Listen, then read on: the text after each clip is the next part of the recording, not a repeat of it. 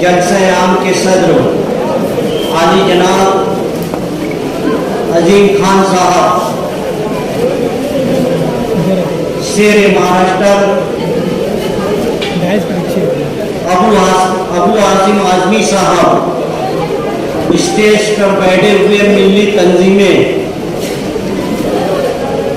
औरंगाबाद, धुलिया और बम्बई भिवंडी से आए हुए हमारे मेहमान और मौजूद शख्सियात, दोस्तों और साथियों, 1999 में जब निहाल साहब हारे, उसके बाद मैं इस शहर में एक्टिव हुआ और मेरी पहली तहरीक थी एक्साइज ड्यूटी के खिलाफ। 24 दिन हमने पावर लूम पूरे शहर का बंद करा के रखा था। दिल्ली जाकर निहाल साहब और शरद पवार से मिलकर बात किया। उस वक्त इसरार आजमी साहब थे हमारे साथ। उन्होंने कहा कि मैं भाई के बंगले पर रुकूंगा। तो मैं पूछा आपके भाई कौन है?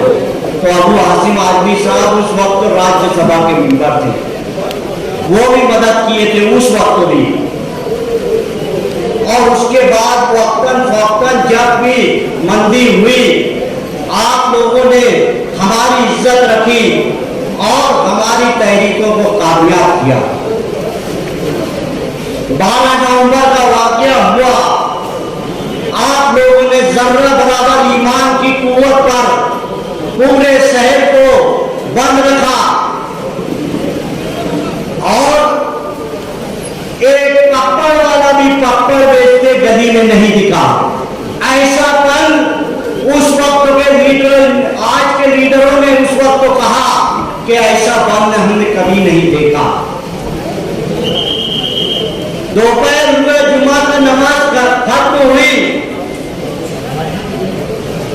अब आपकी मजहब पे हमला होगा, आपको कुछ भी बोला जाएगा तो किसी के जज्बात तो उभरेंगे ना। जब जज्बात उभरे, मगर लोग क्या किए? कौन सियासी लीडर आपकी मदद किया? झूठा केस बनाया गया, 120 की कलम लगाई गई, 307 लगा दिया गया। पथराव बस स्टेशन पे हो रहा था, नया पूरे की गली में मालूम नहीं था, तो इसको क्या फसाद बोला जाएगा? मगर इससे बड़े बड़े वाकयात पहले हुए। जो कुछ भी बंद हुआ 15 दिन में बाहर आ गया, 10 दिन में बाहर आ गया। 2014 के बाद क्या कानून बदल गया है? इंसाफ मिल रहा है क्या आपको? मैं यहां से निकलने के बाद अबू आसिम आजमी के घर पर गया और उनको बोला कि यार हमारे साथ ऐसी गलत कलम लगा दी गई है। हमारे शहर के एक एडवोकेट और 2-3 कार्यकर्ता, उससे पहले कुल जमाती के लोगों ने मिला और उनसे कहा कि ऐसा ऐसा केस पुलिस ने बना दी है। तो उन्होंने कहा, यहां बैठे उनके सामने बोल रहा हूं कि आप चार्जशीट लाइए, नाम लाइए, हाई कोर्ट में पूरा केस मैं लड़ूंगा, किसी को कोई पैसा देने की जरूरत नहीं। 2 मरतबा असेंबली हाल में आवाज उठाई कि 12 नवंबर में जो केस बनाया गया है वो केस झूठा है, उस पर इंक्वायरी कीजिए कि एक आंध्रा रोड है, एक आयशा नगर पुलिस स्टेशन, दूसरा सिटी पुलिस स्टेशन, और एक ही जगह वाकया होता है, 3 केस बनाए जाते हैं। ये सब आवाज उठाई गई, उसके बाद भी नहीं माना तो मुझसे डीजी से बात कराई गई। फिर वो गृह मंत्री के पास 2 मरतबा गए, हर मुमकिन कोशिश की गई। सरकार शिवसेना, बीजेपी, राष्ट्रवादी कांग्रेस, शिवसेना, राष्ट्रवादी और कांग्रेस की सरकार थी, उनको सोचना चाहिए था कि नहीं भाई। बीजेपी के सरकार में हम समझ लिए कि हमारे साथ तो उस वक्त इंसाफ क्यों नहीं हुआ भाई? क्यों हमारे लोग बेगुनाह 11 महीने तक जेलों में थे? यही हौसला नहीं रुका। अभी अनमोल होगा क्या, एक नंगे आदमी को उठा के ले गए, घर में बैठा था, उसको लेके गए, 3 दिन तक भूखा रखा और उसका इंतकाल हो गया। कोई बोला? यही बात तो मुजाहिद बोला।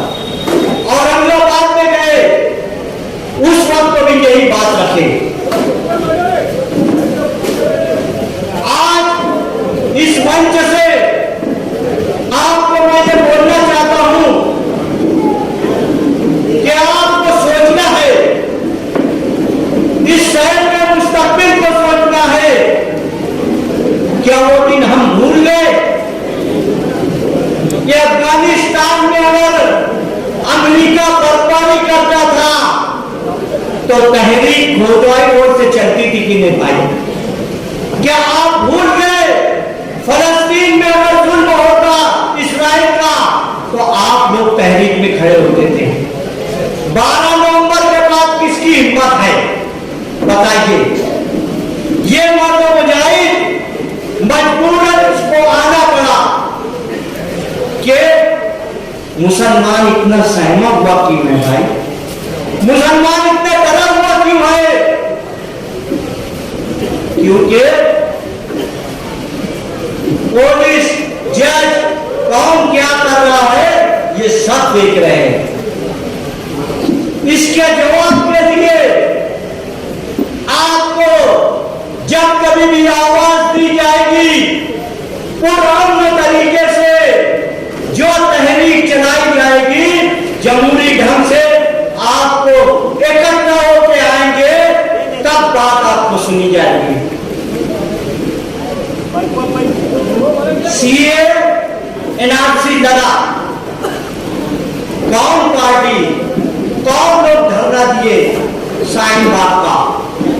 हुसैन शेख कंपाउंड की जगह पर 63 दिन हमने शाहीन बाग चलाया औरतों का। आप शाहीन बाग को क्या तहरीक को मामूली समझते हैं? आपकी जो तहरीक थी, आपका जो मुद्दा था, उसको इंटरनेशनल दबाव आया तो आज तक रुका हुआ है वो मामला, सुप्रीम कोर्ट में है। आज झूठे 4 करोड़ मुसलमान की झूठे अपडेट देकर ये लोग वहां बताने वाले हैं कि मुसलमान इस कानून से राजी है, ऐसा झूठा करने वाले हैं। आप किसी को भी आधार कार्ड देने से पहले इंक्वायरी रखें। मगर उस तहरीक का असर था।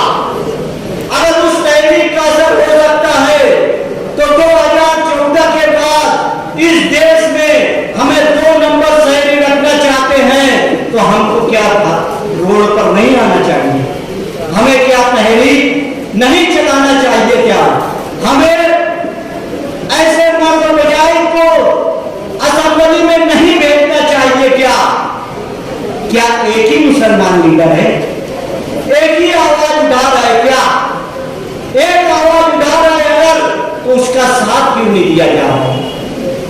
दूसरे बरादरी दूसरे का हो तो फौरन साथ में हो जाते हैं।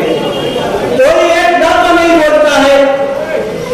हमारा ताल्लुक वामन इस्लाम से था, राष्ट्रीय मुस्लिम मोर्चा से था। एक लेटर तक नहीं दिए गए कि ये 12 नवंबर का मामला झूठा केस बनाया गया, नहीं दिया गया। इसलिए मैं इस मंच से आपको गुजारिश करने आया हूं, मैं आज तक ये नहीं देखा कि तहरीक कौन चलाने जा रहा है, क़यादत कौन कर रहा है, अवाम का फायदा है, कौन का फायदा है। मैं जान मान सब कुछ लगा के हमारे लोगों को इकट्ठा करके इस शहर की तहरीक कामयाब करने करता था। मगर आज 12 नवंबर के बाद मुझे सोचने पे मजबूर हुआ गया, क्या मैं इतने लोगों के इतने लोग, ये बैठिया भाई आगे खड़े